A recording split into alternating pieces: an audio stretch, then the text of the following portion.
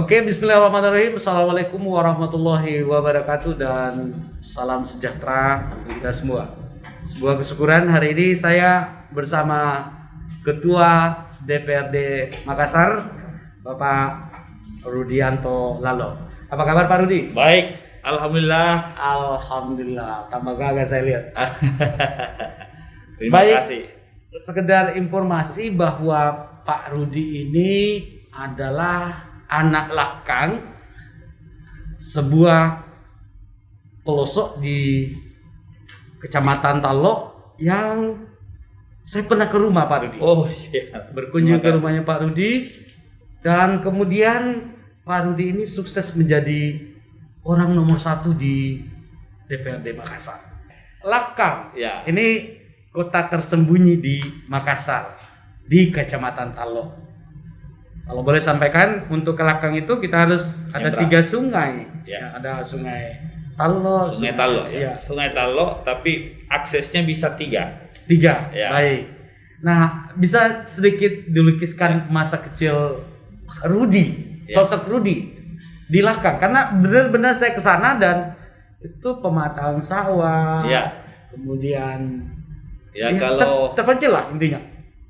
saya ada prinsip itu.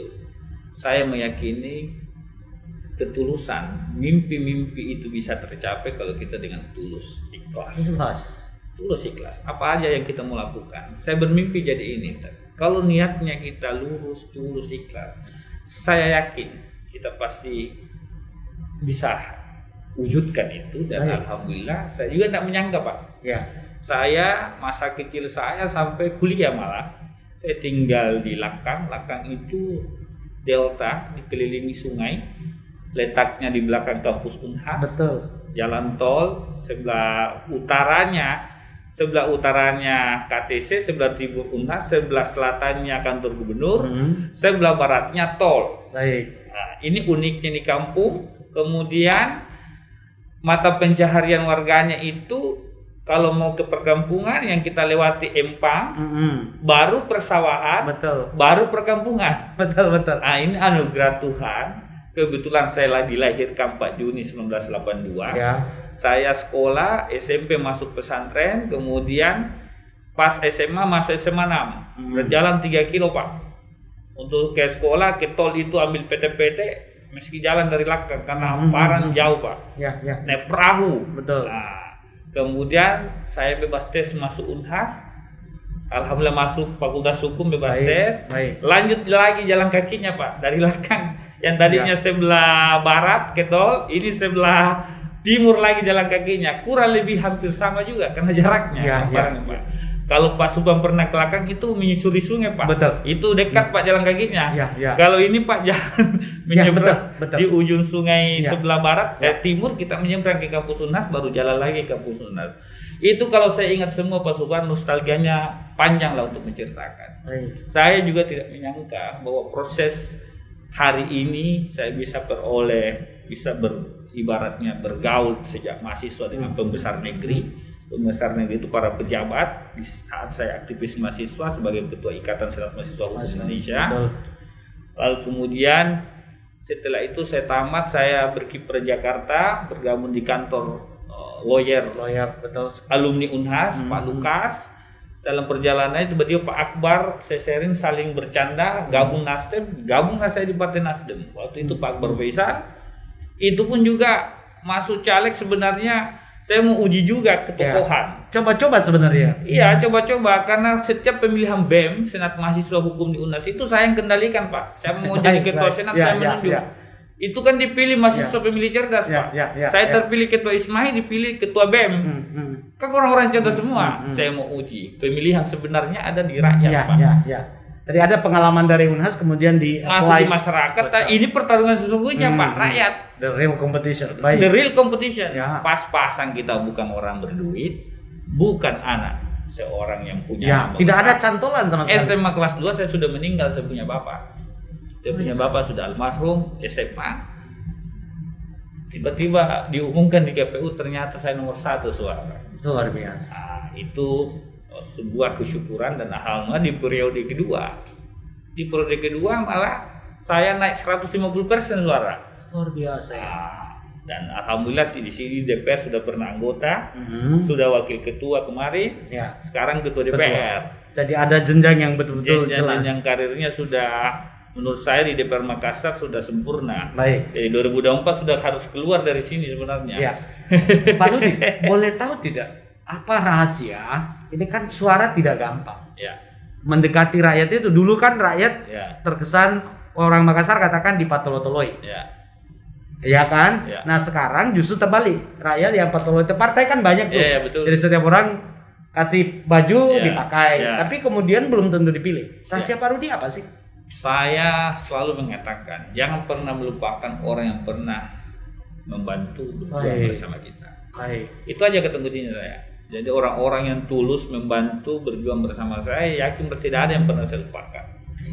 Jadi silaturahmi, hubungan sesama umat manusia itu terjalin sebagai kerabat, sebagai keluarga. Itu aja kuncinya. Jangan pernah melupakan orang yang pernah berjuang, yang pernah membantu kita dalam keadaan kita dan penting kita lagi butuh dukungan. Kira-kira begitu. Kalau kita tidak lupakan dia, pastilah makin banyak orang yang pilih kita. Tapi kalau kita terpilih lupa yang membantu kita, ya pasti susah lah cari untuk kemudian dan dipercaya kembali. Ya. Tapi ada memang penyakit Pak Rudi, maaf. Ya. Mungkin maafkan kalau saya keliru. Banyak wakil rakyat, mungkin ya quote-unquote, mungkin ini perlu juga pembelajaran. Ketika sudah terpilih, mereka abai terhadap konstituennya. Nanti mau pemilihan lagi, baru muncul. Akhirnya itu tadi ya. Makanya kalau pemilihnya apatis. Apatis. Banyak yang terjadi seperti itu. Tapi semua orang kan punya pilihan masing-masing, semua orang punya punya cara metode mempengaruhi orang. Tapi saya kata kuncinya jangan pernah melupakan orang yang membantu kita. Itu aja kata kuncinya saya. Jadi orang-orang yang saya bantu, saya di Wajo, di Ujung Tanah, di Bontoala, di Taluk, saya tahu semua. Dipelihara. Saya tahu yang tulus, yang ikhlas. Ini dia dukung saya karena ada sesuatunya. Ini dia mendukung tulus. Ketahuan semua ciri-cirinya, Pak. Kita lah yang cara maintenance mereka. Bagaimana hubungan itu bisa langgeng.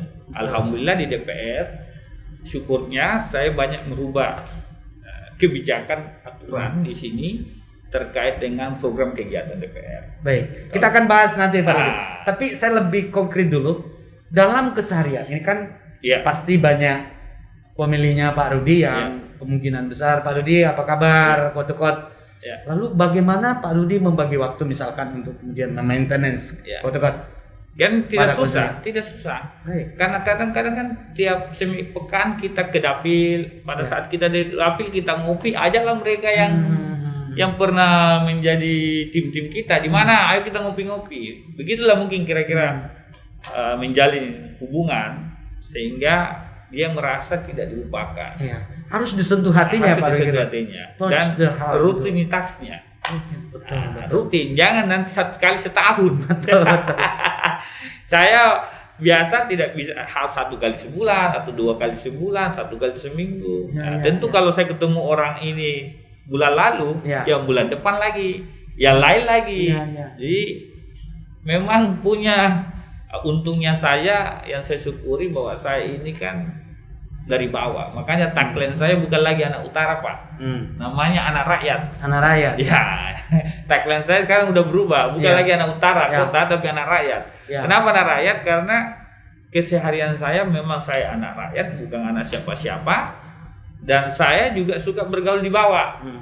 Jadi apa adanya, tidak seperti yang digambarkan orang kalau ketua DPR itu gimana, wibawa apa segala macam, harus dikawal berapa orang, naik mobil dibukakan pintu. Kalau saya kan tidak seperti itu.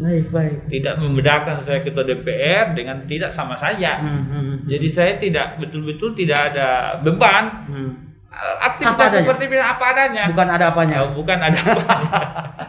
Jadi itu kesyukuran yang saya syukuri dalam diri saya. Malah saya jujur saja, saya kadang-kadang bahasa Makassarnya gelek-gelek sendiri. Jadi kalau saya mau tampil gimana gitu, kan itu bukan gaya saya di sini. Ya. Betul-betul sosok Rudy yang harus ditampilkan. Betul-betul original, asli. Ya.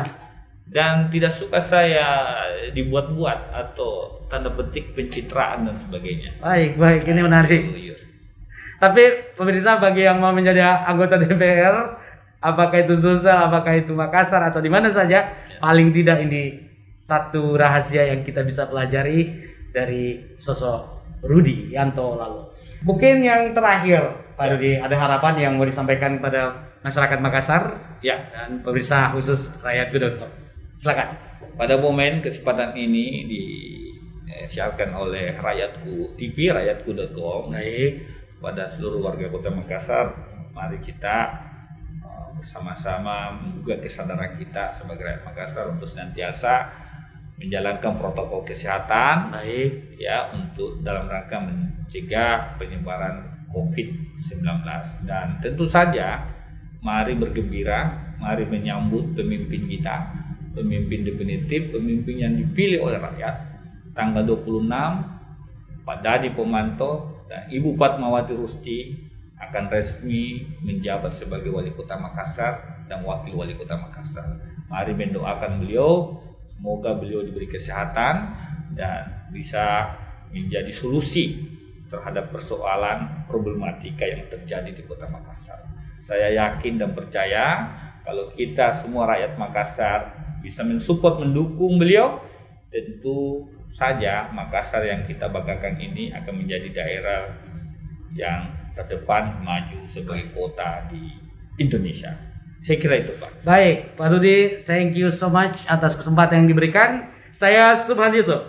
Sampai jumpa. Assalamualaikum warahmatullahi wabarakatuh dan salam sejahtera.